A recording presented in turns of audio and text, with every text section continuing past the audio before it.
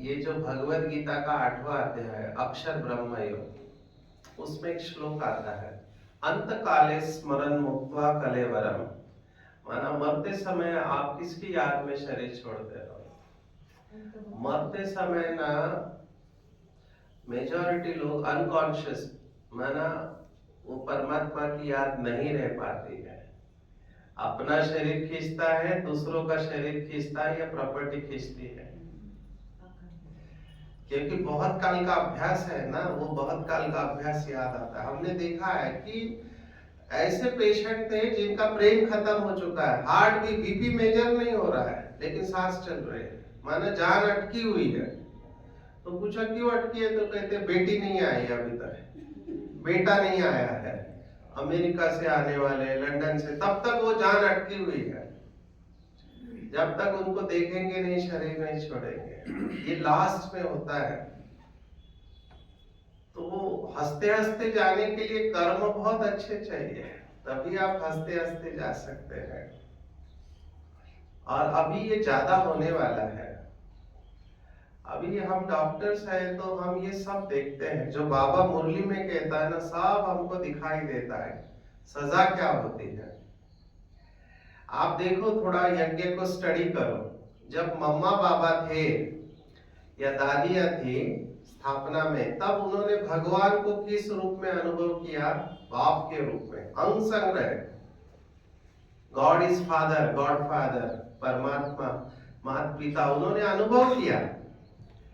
जब बाबा और मम्मा गए तो बाबा के पास ना बहुत पढ़े लिखे बच्चे आने लगे। पहले कम थे पढ़े लिखे, थोड़े ही थे।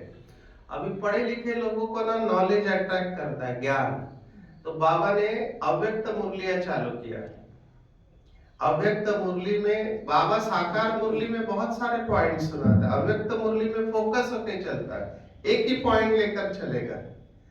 तो ये किसके लिए था? जो पढ़े लिखे बाबा के बच्चे पीछे आने वाले हैं। अभी वो भी पार्ट लंबे समय तक चला, 69 से लेकर। और तब भी बाबा ना 1 to 1 मिलता था। हम सब अनुभव सुनते मधुबन निवासियों से कि बाबा एक एक से बात करता था लंबे समय तक। तो वो टीचर का रूप था। फिर 1988 के आसपास बाबा फिर ग्रुप में मिलने लगा। जो लोग ओम शांति भवन में मिले हैं ना, वो जानते हैं, ग्रुप में मिलता था बाबा। और बाबा फिर अभी सब पूरे हॉल को एक साथ वरदान देने लगा, क्योंकि हर एक से पर्सनली मिल नहीं सकते हैं। पहले परिवार छोटा था तो एक से मिल सकते थे, अभी सबसे एक एक को कैसे मिलेंगे? तो एक साथ बाबा सबको वरदान लेने लगा, ओम शांति भवन या शांति वन के डायमंड। तो वो पार्ट कौन सा था वरदान देने का? किसका पार्ट था वो? एक बाप हो गया, दूसरा टीचर हो गया, तीसरा कौन है?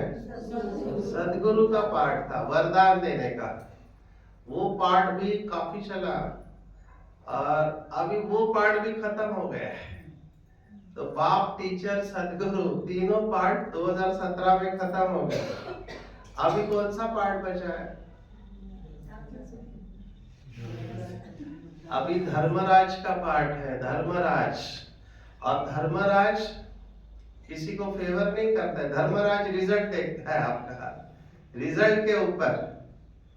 और वो पार्ट अभी चल रहा है, कोई बच नहीं सकता है, सबको हिसाब किताब चुकतो करना पड़ेगा। अभी हो क्या रहा है देखो, हमारी सभी दादियां चली गई है, मम्मा और बाबा भी चले गए। आप इस बात को समझो अच्छी तरह से। ये जो हमारी दादियां और मम्मा बाबा है ना, ये समय की घड़ियां है, पूरा ड्रामा इनके अराउंड घूम रहा है। समय को समझना बहुत इंपॉर्टेंट है। लौकिक में भी हम कहते हैं कि जो समय को सम्मान नहीं देता है ना, जीवन भी उसको सम्मान नहीं देता है। जो टाइम को वेस्ट करता है उसका लाइफ भी क्या हो जाता है? वेस्ट हो जाता है, समय की बलियारी होती है। तो अभी आप ड्रामा को देखो, आप सब बाबा के बच्चे हैं। संगम युग कितने साल का है? हाँ, श्योर, कॉन्फिडेंट? 100 है या ज्यादा है? सोचो। अगर 100 साल है तो अभी कितने साल हो गए? 90 हो गए ना।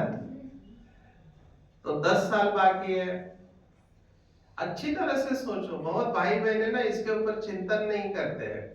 हमको त्रिकालदर्शी बन के सोचना चाहिए। मैं कई बार क्लासेस में प्रश्न पूछता हूँ, जवाब नहीं आता है, पर मैंने सुना कालिम्पोंग के भाई बहने बहुत होशियार हैं। आप हंस क्यों रहे हैं? केवल इंटेलिजेंट लोग ही मुस्कुरा सकते हैं। तो आप लोगों को पूछ रहा हूं, मुझे बताओ, संगम युग में कलयुग और सतयुग दोनों आते हैं या केवल कलयुग ही आता है? दोनों आते हैं। हाँ हाँ या ना? जो समझते हैं संगम युग पे दोनों आते हैं वो हाथ खड़ा करो। दोनों आते हैं। देखो सभी नहीं कर रहे। तो अच्छा ठीक है, जिन्होंने नहीं किया वो क्या समझते हैं? जवाब दो, ऐसे बच नहीं सकते। क्या समझते हैं वो? क्योंकि इसका पुरुषार्थ के साथ कनेक्शन है अच्छी तरह से, इसलिए मैं उसके ऊपर आ रहा हूं। अच्छा, मेजॉरिटी ने कहा दोनों आते हैं। तो 100 वर्ष में कलयुग कितना वर्ष और सतयुग कितना वर्ष?